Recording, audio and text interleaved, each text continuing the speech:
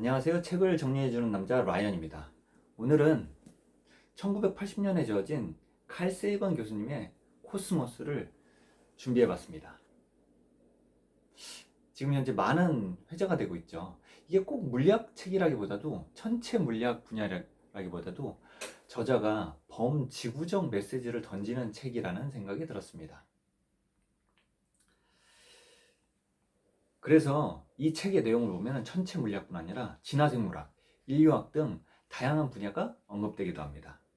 글을 완독한 이후에 저자가 독자들에게 전달했던 내용을 저는 다음과 같이 크게 세 가지 틀로 생각해 보았습니다. 첫 번째로 천체 물리학 관련 기본 지식 전달입니다. 예를 들어 케플러의 법칙부터 우주 팽창을 발견한 허블의 법칙까지 다양한 사례들이 소개됩니다. 본 책의 내용은 원래 목적이 대중문체를 통해서 방송하기 위한 다큐멘터리 용도였습니다. 그렇기 때문에 복잡한 수식보다는 대부분 구술체로 내용이 이루어져 있습니다. 그리고 뉴턴의 경우는 케플러의 결과를 참조를 해서 중력의 법칙, 즉 만류 인력의 법칙을 발견을 했는데요. 흥미로운 거는 케플러의 경우도 어느 날 갑자기 지구가 케플러의 1, 2, 3 법칙에 통해서 행성처럼 운동을 하고 있구나 라는 것이 아니라 이미 그 전에 티코 브라헤가 많은 천문학적 관찰을 해두었던 것을 케플러가 그 부분을 참조를 해서 더 본인만의 데이터를 확립하고 수식화해서 케플러의 법칙을 확립했다는 것입니다. 그러니까 연결고리가 티코 브라헤, 케플러, 뉴턴까지 연결되는 것이죠. 물론 뉴턴이 100% 케플러의 연구 결과만 의존해서 지었던 건 아닌데요. 본인이 예를 들어서 기하학을 공부하다가 이 부분이 부족해 유클리드 기하학 공부하게 되고요. 그 다음에 수식적인 부분을 연구를 하게 되다가 이 부분이 안 풀리는데? 라고 생각해서 미분 적분까지 개발을 하게 되죠. 그러나 근본적인 것은 그 앞에 세대들의 과학적 노력이 없었다면 그 탑을 쌓기가 어렸을 겁니다. 즉 과거에 대한 답습을 통해서 새로운 이론을 멋지게 제시를 했던 것입니다. 이런 것들이 크게 천체 물리학의 틀이라고 생각합니다. 두 번째로 왜 천체 물리학인가에 대해서 저자는 지속적으로 독자들에게 생각하게 만드는 느낌이 들었습니다. 예를 들어서 저자는 고전 천체역학, 예를 들어서 케플러, 뉴턴과 같은 내용이요. 뿐 아니라 보이저, 1호, 2호 등의 탐사 역할에 대해서도 지속적으로 언급을 하고 있습니다. 즉 우주 연구에 대한 부분이죠. 아마 이러한 이유는 다양할 겁니다. 우주의 근본 법칙을 발견해서 우리 실생활에 이용한다든지요. 그런데 글을 끝까지 읽다 보면은 저자는 조심스럽게 탐험이란 것에 좀 더 무게중심을 준다는 생각을 했습니다. 그래서 누군가 새로운 문명, 새로운 생명체, 그 다음에 새로운 장소에 우리가 간다는 것, 그런 부분에 대해서 저자는 계속적으로 당위성을 언급하고 있습니다. 그래서 책의 후반부에는 드레이크 방정식이라는 게 나오는데요. 짧게 표현드리면 이겁니다. 전 우주에 은하계가 10의 11승계 정도가 있거든요.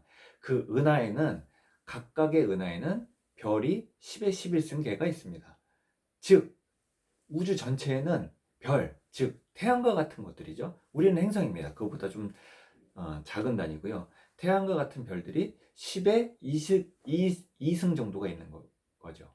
그게 이제 최초 모집단입니다. 드레이크 방정식에 의하면요. 그 모집단에서 생명체가 존재할 확률, 그 생명체가 과학기술을 갖고 있을 확률, 그 과학기술을 갖고 있는 생명체가 우리가 조우할 확률, 이런 여러한 경우의 수가 곱해진 것들이 드레이크 방정식입니다. 저자에 의하면은 약 그 방정식을 계산을 했을 때 10의 7승 정도의 숫자를 발견하게 됩니다. 대략 한 100만, 1000만 정도 되는 문명들이 세계 어딘가에선, 전 우주 어딘가에선 살고 있지 않을까라는 저자의 조심스러운 예측을 우리가 볼 수 있습니다. 몇 년 전에 빅뱅 이론이라는 시트콤에서, 꽤 오래전입니다.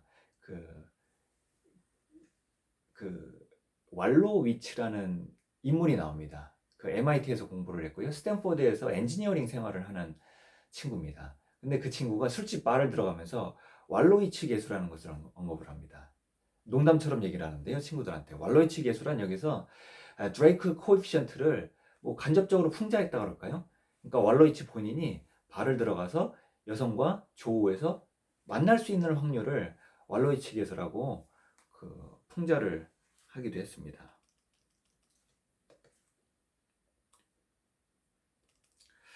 뭐 이러한 이유 때문이라도 저자는 끊임없이 연구비를 들여서 천체 물리학 분야의 연구를 독려해야 된다. 즉 우주 탐험을 좀 더 독려해야 된다. 이런 부분을 강조를 하고 있습니다. 마지막으로 저자는 범지구적 염려에 대한 부분을 언급을 하고 있습니다. 예를 들어서 인간 활동에 의한 환경 재난이 대표적 사례라고 할 수 있습니다. 따라서 전 미 부통령 엘 고우에 의한 환경 활동을 적극적으로 지지하기도 합니다.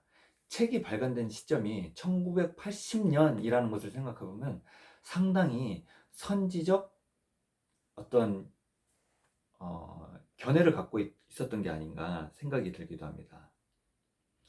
두 번째로 핵무기에 대해서도 매우 저자는 염려를 하고 있습니다. 이미 1980년대는 미국, 구소련, 중국, 인도 등 다양한 나라들이 핵무기를 보유하고 있었고 점차 다른 나라들로 핵무기 보유가 확산되고 있었습니다. 그 당시에도 벌써 핵무기는 제조가 어려워서 못 갖고 있는 게 아니라 정치적인 이슈로 인해서 핵 보유를 한다 못한다 이 정도 수준이었습니다. 즉 기술적인 문제가 아니라 정책적인 문제였습니다. 저자의 책이 나온 지 30년도 넘은 시점에서 지금 북한 사례를 보면은 각 국가들은 정치적 위치 정립을 위해서 핵무기 보유를 시도하려고 노력하는 것으로 보입니다. 아마 1980년대는 세계 정치 상황이 미국과 구소련, 동서로 양분되어서 냉전 체제를 구축하고 있었기 때문에 저자는 더욱더 핵무기에 대해서 염려를 했다라고 생각을 합니다. 지금까지가 저자가 이렇게 전달하고자 했던 그 의도라고 생각하고요. 그러나 여기서 제가 독자로서 아쉬웠던 점은 책이 1980년대 쓰여졌기 때문에 이미 너무 과거의 내용들이 좀 많이 나오지 않았나 싶습니다. 물론 절대적인 고전역학, 그 다음에 절대 보편적인 진리 이런 것들은 다 팩트에 기반한 내용들이죠. 그러나 30년이 지난 시점에서 봤을 때는 과학계가 성취한 내용들이 이만큼 더 많이 있었을 텐데요. 그 부분들이 좀 더 뭐 별책부록처럼 들어갔더라면은 조금 더 좋지 않았을까라는 생각을 합니다. 아마 이런 부분들은 돌아가신 칼 세건 교수님도 아마 환영하는 바일 것이라는 생각이 들었습니다. 어떠셨나요? 그 코스모스 처음 읽기에는 좀 어려울 수도 있는데요. 지속적으로 읽으시다 보면은 교양서적처럼 와닿을 수도 있는 책이라고 생각을 합니다. 그리고 저 같은 경우는 관련 소모임에도 나가서 이런 코스모스 내용을 토론해 보기도 했는데요. 즐거운 경험이었던 것 같습니다. 제가 놓치고 있는 부분을 다른 분들이 또 일깨워줘서 이런 관점에서 책을 이해할 수도 있구나 라고 생각하는 좋은 기회가 됐습니다. 이걸 보시는 분들도 책을 읽으신 이후에 주위 분들과 같이 토론을 해보시거나 혹은 저와 같이 토론을 하시는 것도 언제든지 환영입니다. 아래 댓글로 말이죠. 네, 그러면은 지금까지 책을 정리해주는 남자 라이언이었습니다. 감사합니다.